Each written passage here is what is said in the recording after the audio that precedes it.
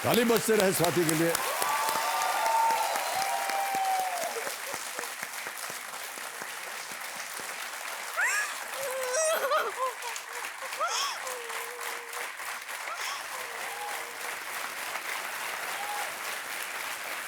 क्या हो गया ऐसे, क्यों आप रो रही हैं? ये तो अच्छी बात नहीं है। हॉट सीट पे आ गए हैं आप। ये तो हंसने का समय, आप रो रही हैं। ये लीजिए। किसी को विश्वास नहीं तो मेरे मम्मी में। बस बस बस, शांत हो जाइए बस। ठीक है, सारा मेकअप निकाल दिया आपने। बहुत बहुत बधाई आपको स्वाति जी।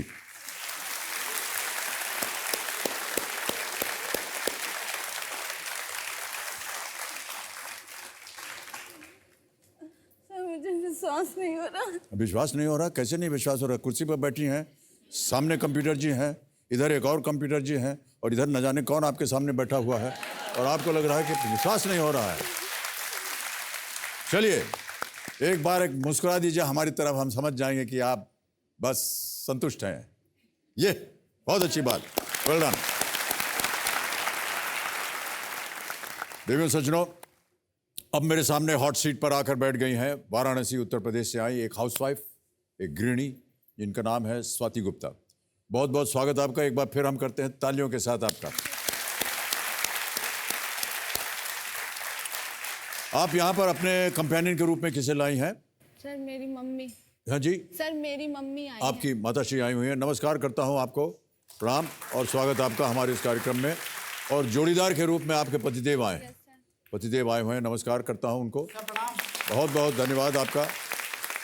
तो स्वाति जी, थोड़ा सा और जोर से बोलना पड़ेगा।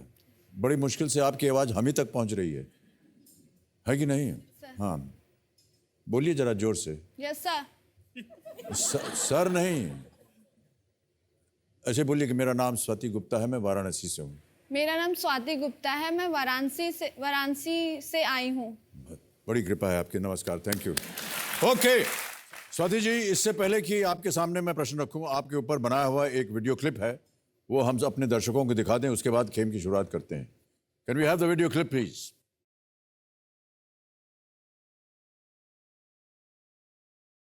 नमस्कार, मेरा नाम स्वाति गुप्ता है, मैं वाराणसी की रहने वाली हूँ।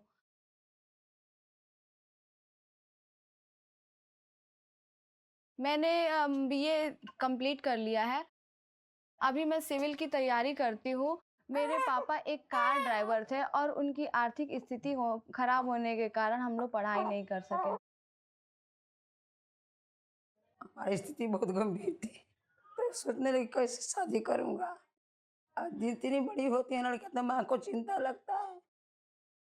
कुछ ऐसी स्थितियां बनी कि मुझे खुद ही डिसीजन लेना पड़ा शादी करने के लिए। मेरा लव मैरिज करने का सबसे बड़ा कारण यह था कि मैं दहेज देकर शादी नहीं करना चाहती थी।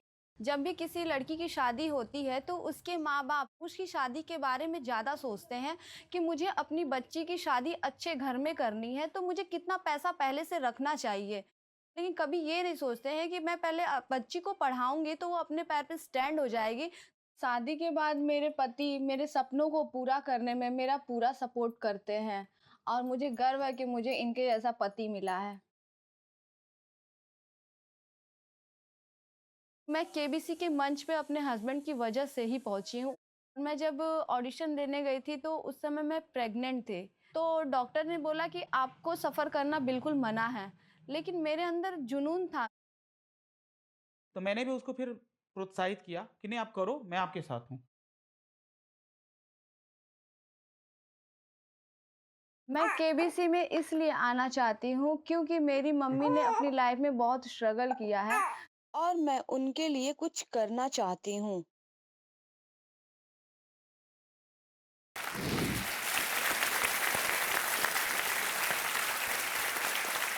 ऑडिशन के समय आप गर्भवती थी? Yes sir. जी।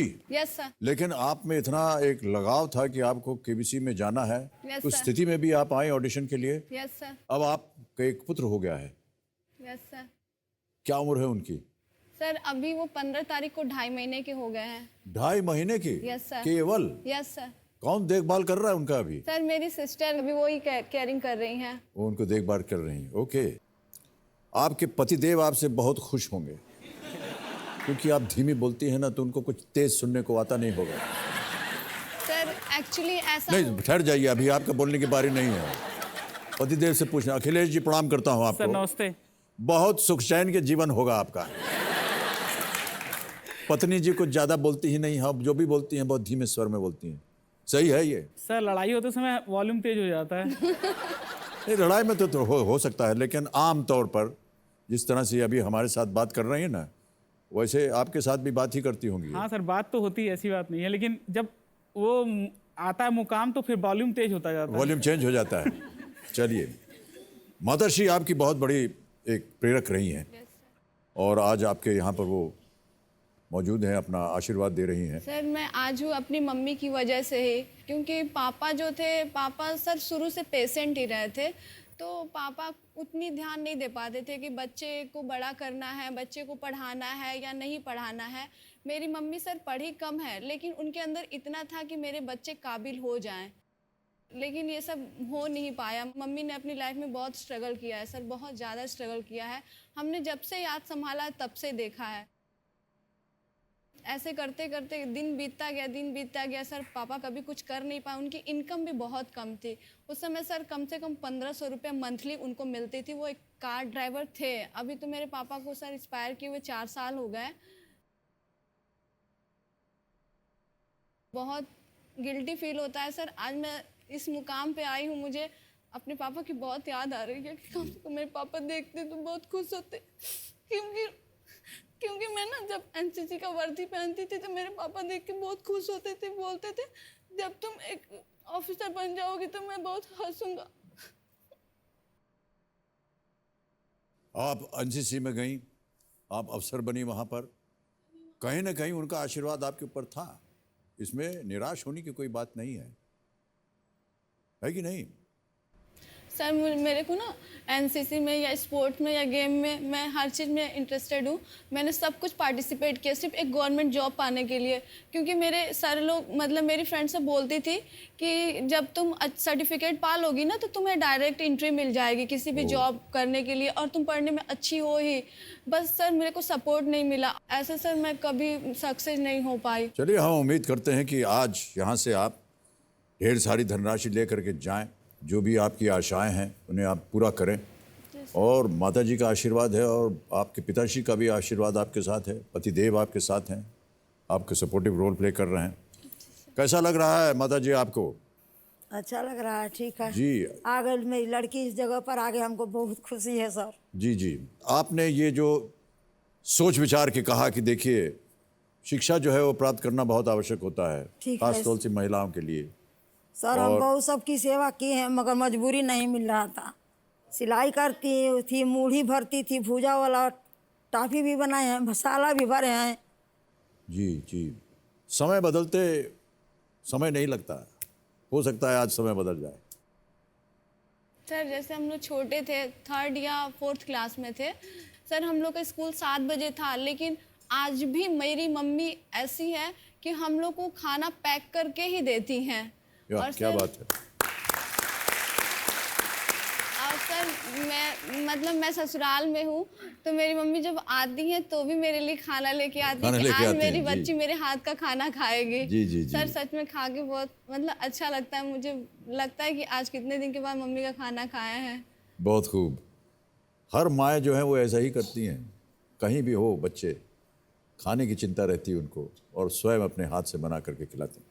मम्मी परसों आपसे हाथ मिलाई, मम्मी इतनी खुश थी, मतलब आके कह रही थी मैंने आज सर से हाथ मिलाया, तो मैं सोच रही थी मम्मी कह रही कितना सर का हाथ सॉफ्ट है।